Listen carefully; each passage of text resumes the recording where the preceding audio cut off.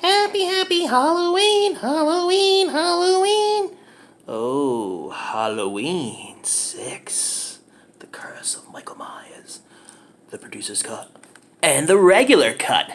Happy Halloween. Oh, it's gonna be a wonderful night. The ghosts will be flying around you, infecting your soul. The goblins will do what goblins do, scare the hell out of you. The bats will be flying in the belfry, so try not to go in the belfry. The zombies will be trying to eat your brains, while the vampires will be sucking the blood out of you. The killer scarecrow will have a scythe coming at you. And if you can survive the night, you get free candy. Come on. Now, all that is worth it to get free candy. Right, dudes? Welcome to Body Bags and Happy Halloween. Of course, they give the Halloween review to this guy. Oh my god. My name is Chris from Chris B Movies. You know my name is Chris. You know I love B Movies. And yes, we have Halloween 6. The Curse of Michael Myers. Everybody's favorite in the franchise, right? I don't think so. I do particularly enjoy this film for what it is, okay? So it is a film from 1995, directed by Joe Chappelle. No relation to Dave Chappelle, all right? Don't think so. So anyways, the Crown of Thorns, you know what that is? Oh yeah, it's an ancient ritual to make newer kids do what Michael Myers does. Just kill his whole damn family and then set up for the next one. That's going to take a big play in this film. Crown of Thorns, rituals.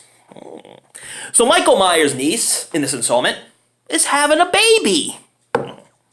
And Michael has special plans for the baby. Him and his Anton LaVey buddies plan on doing a secret sacrifice to turn the niece's baby into, well, a new Michael. So he can kill his whole family and then set some other young baby up to do the same thing.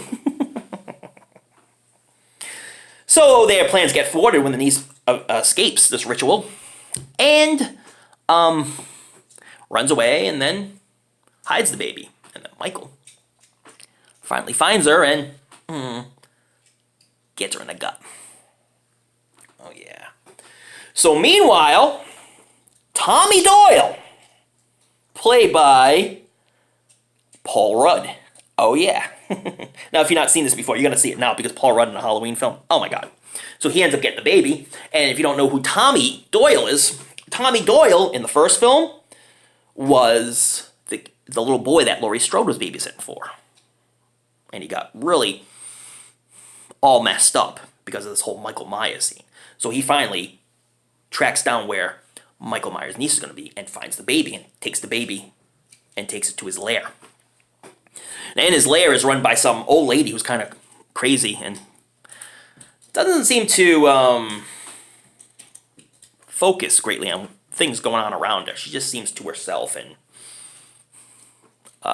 seems a bit odd. Oh yeah. So while he has the baby in his possession, and of course Michael is going to come after him because he's got the baby and he just wants off this kid, the new family, a new Strode family, moves into Michael's house, and guess what's going to happen? If you haven't quite figured it out, Michael plans on going through each and every one of them. Oh yes, oh yeah.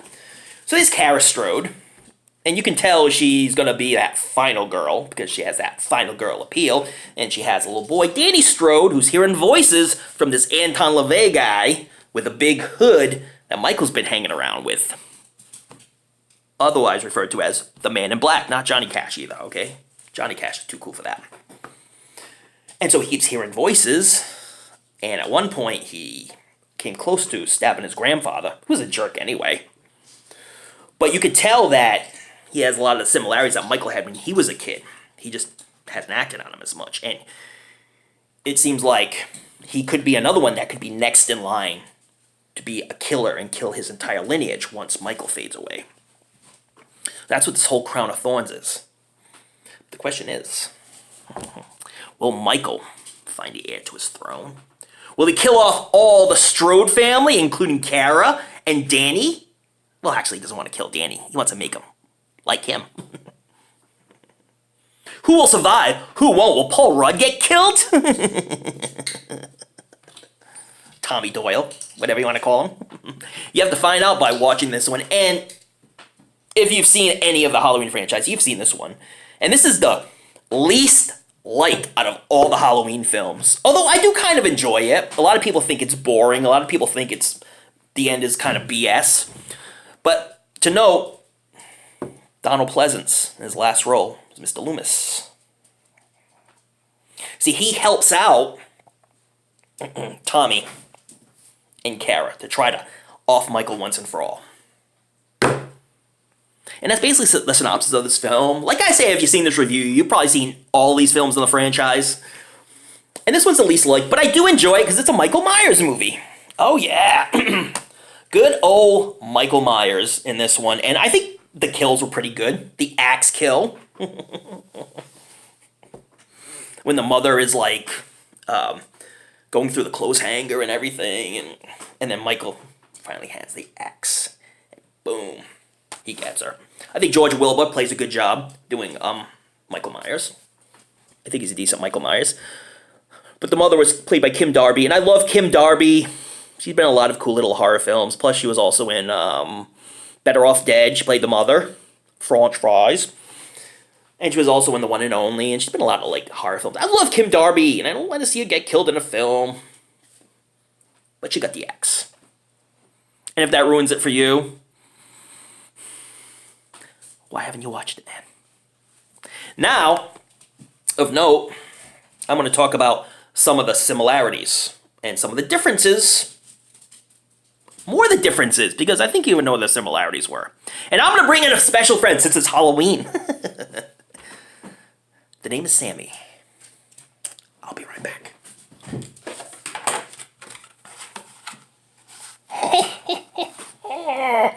Hello? My name is Sammy.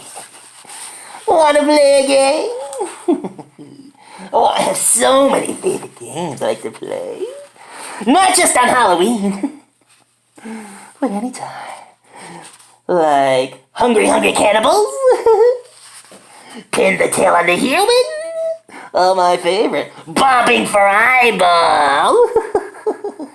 Alright, you idiot, I'm getting to the similarities between the two films. All the differences, you idiot. You can't even talk straight.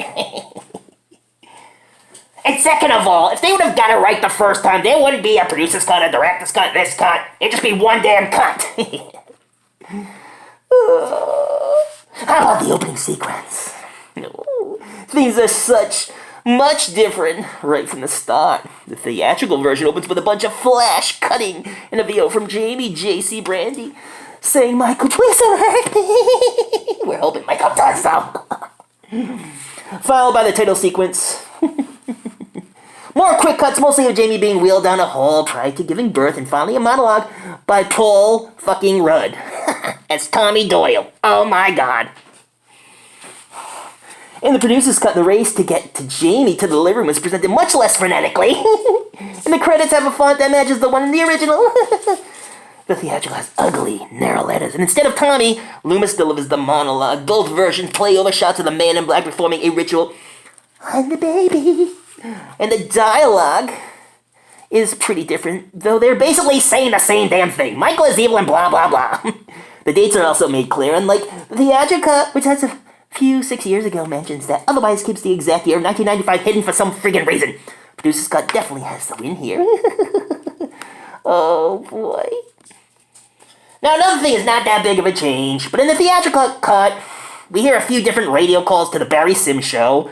What an idiot this Barry Sims is. Including one that makes fun of John Carpenter's idea of sending Michael to space, his pitch, if he were to come back to the series. Jason in space, anyone? You all know I love Carpenter. Oh, I love Mr. Carpenter. He made some beautiful movies. But a space sequel will be just as obnoxious as Resurrection, if you ask me, so I appreciate the little slam on it here. Point for theatrical. Bing! Speaking of Sims, though, as time goes on, I realize I actually hate him more than any cult plot point. Apparently Howard Stern was offered the role. A shame he turned it down since his stories about this clusterfuck of a production would be legendary. I'm done with this shit. This movie friggin' sucks, no matter what Chris says. He's gonna go blah blah blah blah blah blah. I'm trying to be funny, but I'm really not. Oh, but if he makes it through the night, he'll be giving you more lame videos. But if he doesn't, you're gonna get Sammy here on Body Bags for eternity! I'm out of here. I may just off him right now. Okay, Sammy. Oh my god. It's Sammy, she's, or he? I can't quite figure it out. It's kind of tough. The big difference with the ending, too, in the film, as, like, Paul Rudd's character puts the stones down, and it basically offs Michael. But really, Michael turns into the Anton LaVey type guy and just takes off, but you know that. Instead of getting poisoned and beaten up by Paul Rudd in the original cut. That's one of the only other differences. And if there's more, I'm sure you know it because you've probably seen both as well. Anyways, Sammy's lurking around. Sammy scares me, even though we're friends. It's a bit psychotic. I don't know if it's a he or she.